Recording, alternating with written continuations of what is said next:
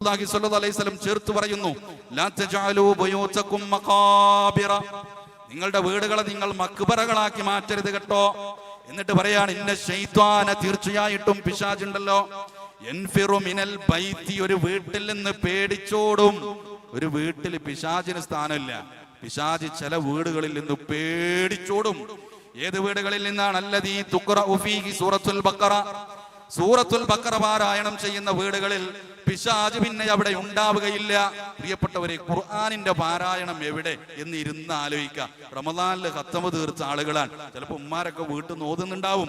സംസാരം കേൾക്കുന്ന നമ്മള് പുരുഷന്മാരായിട്ടുള്ള ആളുകൾ ഓതുന്നുണ്ടോ എന്ന് ആലോചിച്ച് നോക്കൂ. നമ്മുടെ ഭർത്താക്കന്മാർ വീടുകളിൽ വെച്ച് വിശുദ്ധ ഖുർആൻ പാരായണം ചെയ്യുന്നുണ്ടോ എന്ന് പ്രിയപ്പെട്ടവരെ ചിന്തിച്ചു നോക്കൂ. ഉപ്പമാർ ഓതുന്നുണ്ടോ? സഹോദരന്മാർ വിശുദ്ധ ഖുർആനുമായിട്ടുള്ള ബന്ധം വീടുകളിൽ വെച്ച് പുലർത്തുന്നുണ്ടോ എന്ന ചോദ്യത്തിന് എന്തു പറയാനുണ്ട്?